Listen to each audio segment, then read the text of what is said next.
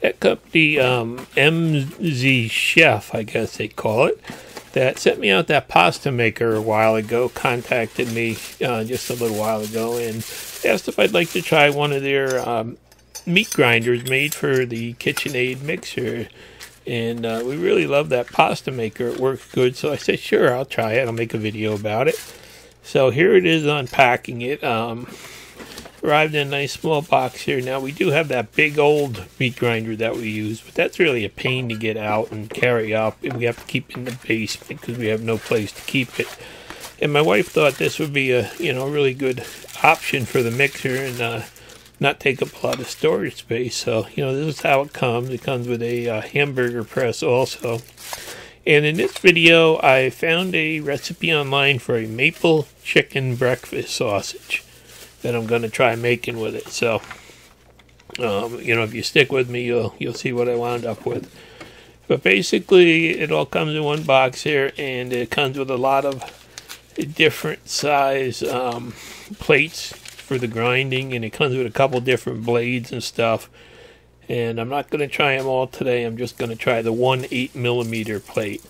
But first thing you have to do when you get one of these is you have to take and give it a really good hand washing with some hot soapy water and get it all cleaned up. And you never know if there's manufacturing oils on it or anything, but cleans up nice and pretty simple to put together.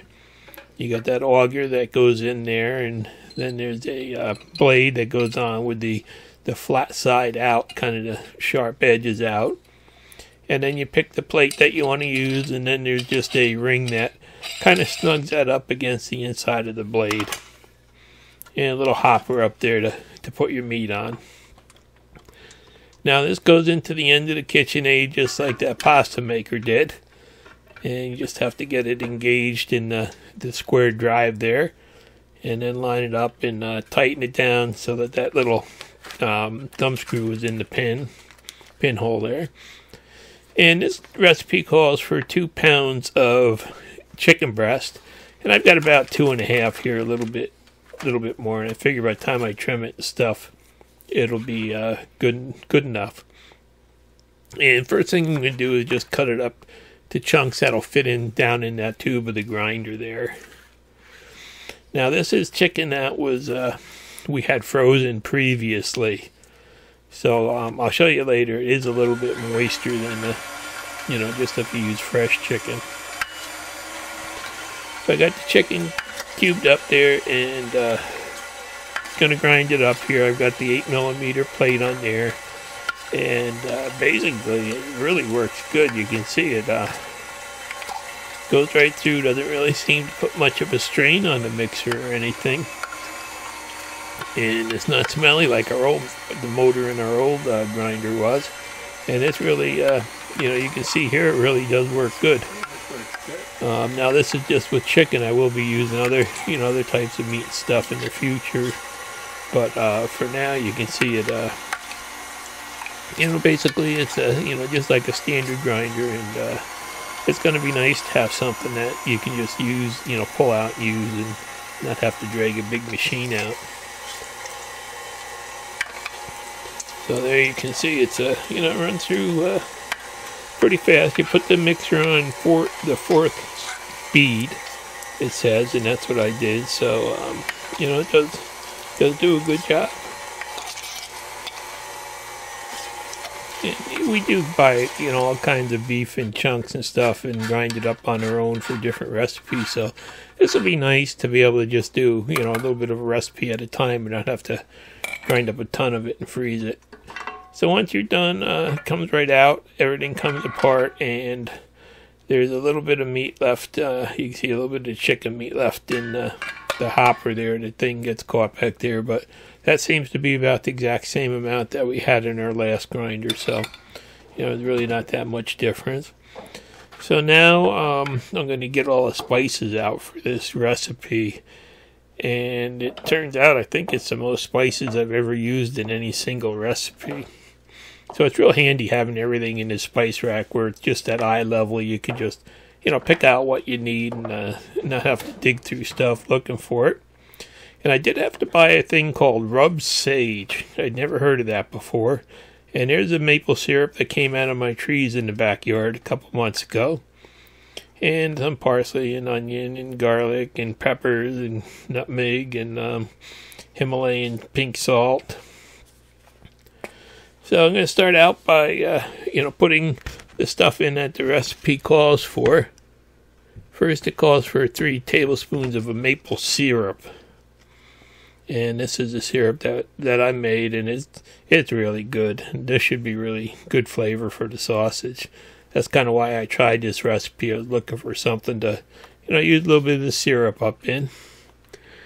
And then 2 tablespoons of a Himalayan, teaspoons of a Himalayan pink salt.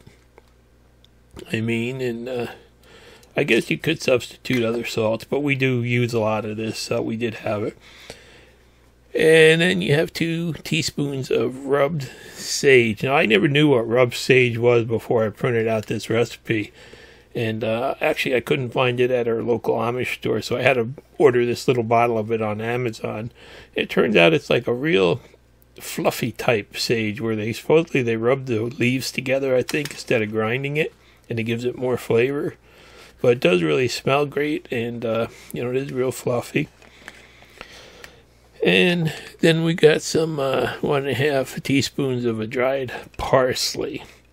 This is the parsley from our garden last year, and can't wait till we have fresh again pretty soon. But, for now, we got to use what we've got. That's a parsley in there. And then next thing is 1 teaspoon of garlic powder. Now, if I did it again, I'd cut this back probably in half, because the garlic was a little bit strong for me. I mean, some people like it like that, but for breakfast sausage, I would definitely go lighter on the garlic next time. And then there was a 1 teaspoon of an onion powder. And that just adds a little bit of onion flavor to it. It's really starting to smell good in the kitchen, too. And then next it called for a teaspoon of black pepper. And I don't have any pre-ground pepper, so I'm just going to take the grinder and, grind what I feel is about a teaspoon's worth in there. And then it called for some dried thyme. So I'm just going to put in a 1/2 teaspoon of dried thyme that they asked for.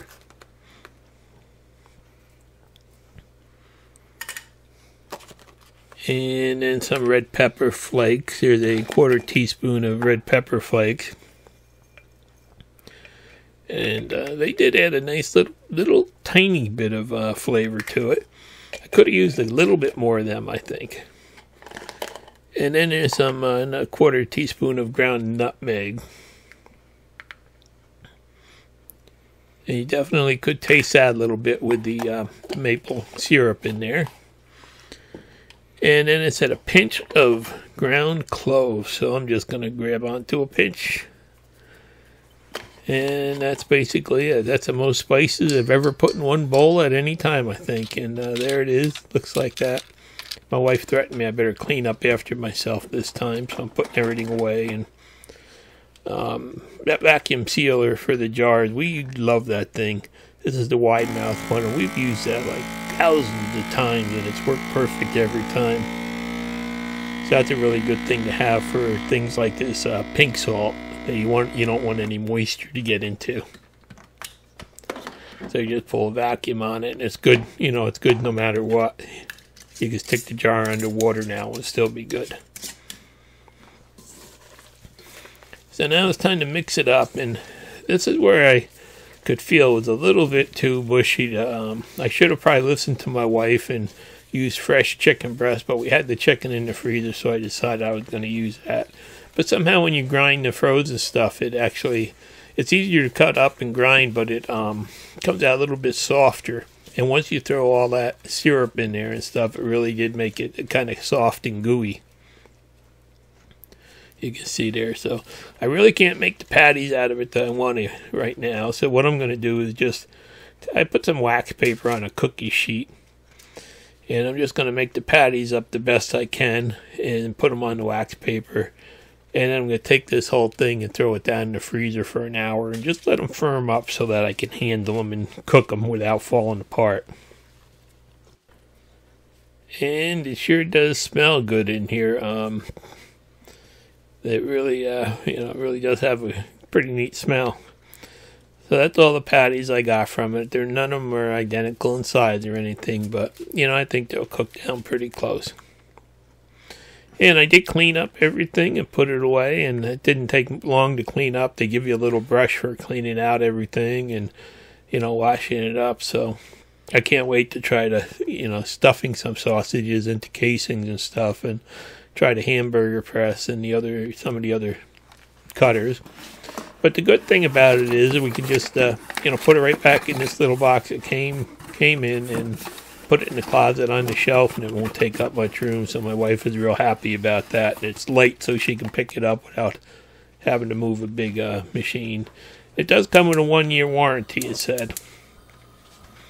So this is an hour later. I let the patties sit for an hour in the freezer, and I'm gonna just fry them up. Put a couple drops of olive oil in the bottom of the pan, because I figured with maple syrup I was gonna have a problem, and brought them up from the freezer, and they did get firm enough that I could handle them and, pick them up with a spatula without damaging them. So they do look and smell pretty good right now.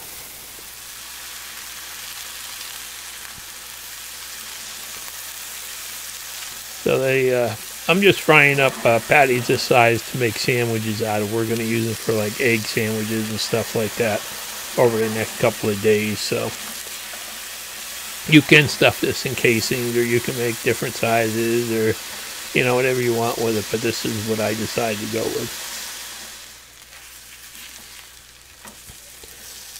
So fried them up, and there you can see some of the maple syrup coming out of it, sticking to the pan. So, that does make kind of a mess, and it does add a little bit of burning smell. But at least I didn't set off the smoke alarm. Yeah, there it is. You can see the maple syrup. And then, as with any kind of sausage, I always check the temperature. And with the chicken, you want it to be at least, I guess it's 165 minimum. So I'll go for 165. And that one there is done, but the other ones need a couple more minutes. So gave another minute and a half or so, and everything was fine and cooked and, basically ready to come off.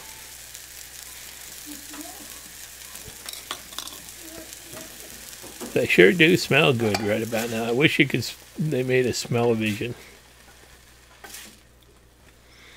So there's the first batch, and I thought I'd just throw the second batch in, but nope, I got to clean the pan up here. I got to clean the pan up, start over with a little bit more olive oil, and same thing. I'm just gonna throw the second batch in now and fry it up while I got the pan out. So I got out some English muffins. There we get these big packs at Costco, and they turn out, really cheap at Costco compared to anywhere else. They're going to make some sandwiches out of them. And the same thing, you can see this bottom of the pan's getting a little sticky and burned there, but sausages are cooking up fine, and they really do smell great. And there's a mess I wound up with when they were done. So that's what they look like, and we're going to make some sandwiches. My wife decided she wanted a over easy egg on hers, and I just wanted mine with a little bit of maple syrup on it on an English muffin like that to make a plain sandwich. And there's her egg sandwich here. So, they really did come out good, and we really did enjoy them. Glad I liked them, because I'll be eating them for the next couple days now, but they were really good. So it turned out good, and this machine did really, this attachment did really work good, and really happy the way it worked and how easy it was to clean up and stuff. So, I definitely recommend it.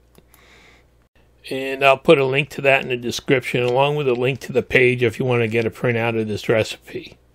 Thanks for watching. Please subscribe.